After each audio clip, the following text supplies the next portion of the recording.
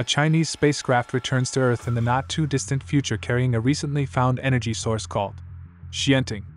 It replaces conventional energy sources in a short period of time, and cities see unprecedented and extremely rapid growth. Unfortunately, utilizing so much of this energy attracts an extraterrestrial race, who one day sends ships to attack all of the world's main cities in retaliation for stealing the Xianting. All of the cities are completely unprepared for the onslaught and are left in ruins since there is no Xianting to rely on. A revolutionary defensive system is eventually developed at an emergency summit of 97 heads of state held in Shanghai in order to rescue the world's only remaining city. The Grey Eagle team, made up of Jiang, Xingyu, Yi, and Pan, uses a simulation in which aliens dispatch their flying robots for another assault while Jiang, Xingyu, Yi, and Pan operate the most recent versions of military drones to engage the robots in combat. They operate well together since they all have complementary abilities and because Commander Lin Lan herself taught them.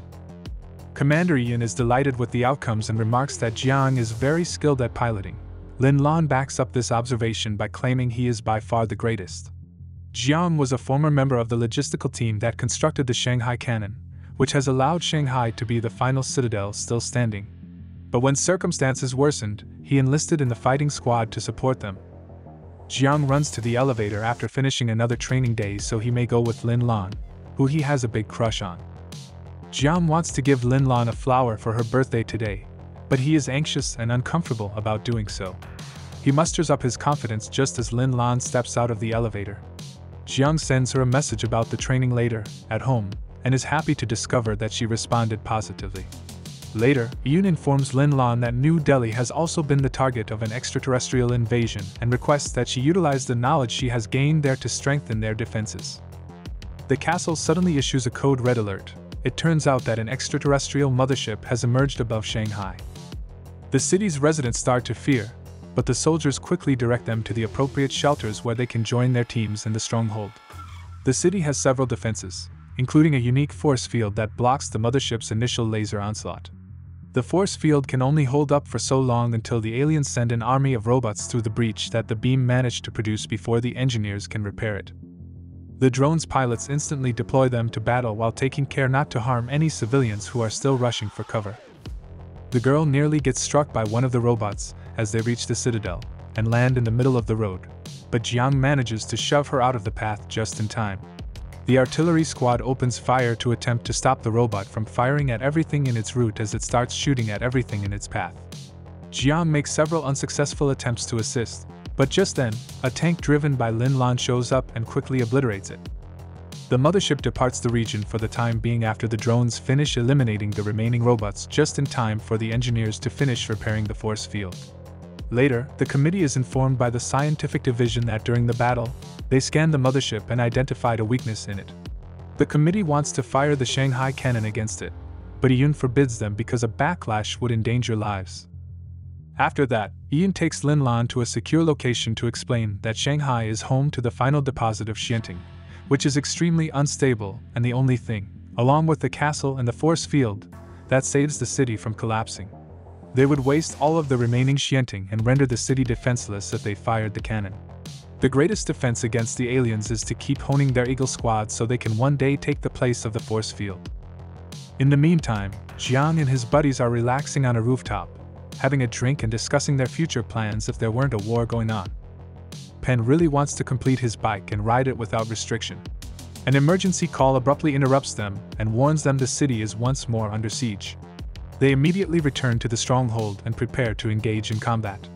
The force shield activates as normal to block the approaching beams, but Pan sees something odd. The hostile robots continue to remain passive despite several holes being made in the shield. This helps him realize that this is a trap. The aliens are forcing them to keep fixing the field in order to deplete their supply of Xianting and render the city vulnerable. The robots ultimately enter the stronghold as a beam passes through the barrier again and causes significant damage inside. The soldiers are forced to engage in direct combat, but simple gunfire is insufficient, and many of them lose their lives as a result. Although they can't accomplish much and prefer to go inside to take control of the drones, the Eagles enter the battle as backup to assist. The committee sends a man to trigger the cannon in defiance of Ian's orders, as the Eagles utilize the drones to start repairing the force field. To prevent losing all of their Xianting, they don't utilize the whole force. Yet it still strikes the mothership strongly enough. The field is successfully repaired by the Eagles as well, forcing the mothership to depart. A robot nearby indicates that it is not as ruined as they initially believed. Later in the evening, the Eagles spend some time engaging in their individual interests, and Jiang finally has the guts to ask Lin Lan to go biking. The Eagles have been promoted as a result of their outstanding performance last night, Jiang learns as he awakens. However, this turns out to be a dream. The squad heads to a club to celebrate their promotion when he says they should, but Jiang can't help but think about Lin Lan the entire time. He observes him moping on the roof, and tells him not to be scared to express his affections to Lin Lan since he never knows if the aliens would let him to do so in the future. Later, the crew witnesses on television as the cannon shooter receives an even bigger promotion and mentions a loved one while speaking. Jiang becomes very depressed and believes that this is Lin Lan. Jiang is shocked to see Lin Lan when he goes to a noodle restaurant for dinner later that night. They talk about the stress of needing to preserve the world and express sorrow over the lives lost in combat. Jiang is eventually courageous enough to present the gift to Lin Lan as a means of reassuring her after observing how anxious she is. Jiang sends her a message after she departs asking her to meet the following day. He is happy to find that she agrees.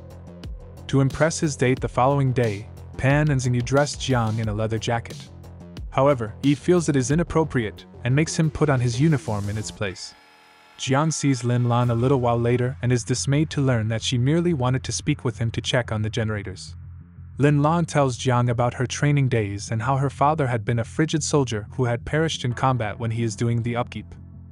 As Lin Lan sobs over the memories and looks up at the stars, she tells Jiang that she wishes they could create a time in the future where children could gaze up and see the stars rather than the beams that support the force field.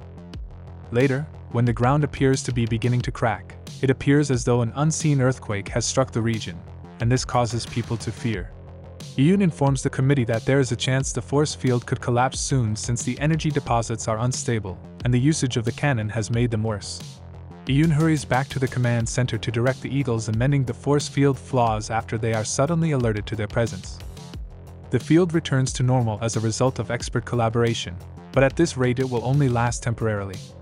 A robot enters the command center at that same time via the roof and starts killing people. With their weapons, the troops attempt to stop it, but the bullets have no effect. The robot doesn't think twice about hitting Pan in return before pulling him to the force field panel to disable it. Pan tries attacking the robot with a fire extinguisher, but it doesn't work either. Pan triggers the self-destruct sequence with his last breath, and Jiang and Xingyu have to eject a Sabingi from the chamber before it blows up. The force field is quickly raised after the robot has been destroyed. The squad pays Pan and the other victims the respect they deserve in the evening, and he is handed Pan's tags. Jiang gives Pan his bike key as they go back to their dorms since he had always wanted her to have it. Later, the committee considers abandoning up on Shanghai, but Yoon rejects the idea and says he has prepared a strategy for their final opportunity. In order for the cannon to be powerful enough to really destroy the mothership, the force field must be turned off and all of that energy directed against it. The Eagles agree to the mission even though it is extremely risky because they will now have to play defense rather than shield. Lin Lan is also instructed by Yoon to remain in the Xianting chamber and keep watch. To allow soldiers to battle more freely and have tanks stationed at every corner, all people are dispatched to shelters until the streets are entirely deserted. Each soldier hides an item inside a box that will survive 100 years before they enter the battle, just in case the city is destroyed along with them.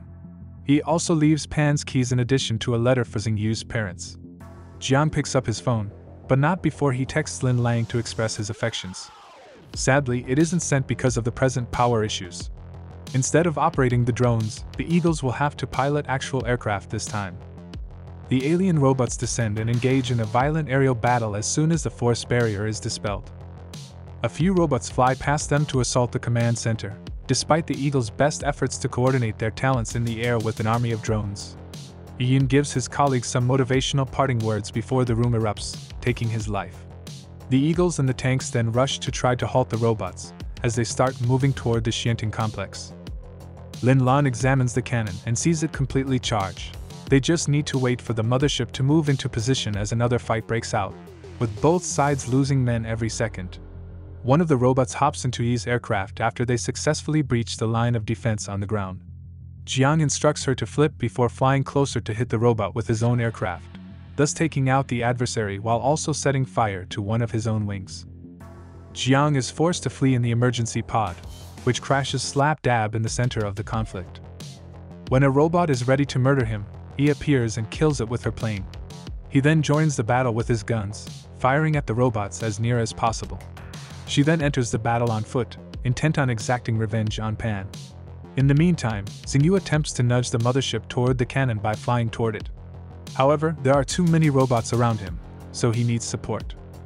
He hastily returns to the command center where, while grieving for Pan, she detonates a special grenade that kills a significant number of robots while also taking her own life. The mothership eventually moves as Jiang uses Yi's plane to rejoin Xingyu in the skies. The cannon is promptly fired, setting off a massive explosion that also ruins the nearby structures. Everyone is startled to learn that the attack was unsuccessful after the dust settles because the robots fired to defend the mothership. The cannon was fired using the energy from the force field, but as a last option, they can shoot one more using the leftover Xianting energy. Lin Lan remembers with virtually little hope left. The city will be rendered helpless, and the land will sink as a result. Accepting the dangers, the cannon starts refilling as Jiang and Xingyu continue to guard it. When a robot gets to enter the Xianting complex and starts killing everyone in its path, Lin Lan pulls the lever to start the last line of defense. Jiang cries as Lin Lan gives a moving statement before passing away as the entire city and surrounding area start to collapse, taking the robot with them. Even worse, the soldiers learn that the navigation system of the gun was harmed during the sinking. Xingyu flies ahead to clear the path as Jiang instructs them to unlock the infrared guiding gadget and lock it in place so he can direct the cannon. When the robots follow the bait and pursue Xingyu, he self-destructs, taking them down with him. Since the mothership is no longer protected, Jiang flies directly towards it to act as a guide, and the cannon fires its final charge, thus destroying the ship. As the days go by, Shanghai is being steadily rebuilt using conventional technology rather than Xianting. Jian is subsequently granted the greatest promotion once it is discovered that he escaped by ejecting the pod just before the cannon impacted. He still sincerely misses his crew though, and enjoys going back to the spots where they used to congregate. A coworker delivers him the box where he put his phone when he goes to the noodle restaurant one evening. Jiang examines it and sees that Lin Lan simply answered, "Received," after receiving his confession. Jiang sends her one more message with the words, "Sleep well," and has tears in his eyes. A flashback then reveals that Jiang received advice from Lin Lan on how to complete the application when he decided to join the army. That day, he had fallen in love with her, and the stronghold was his final stop.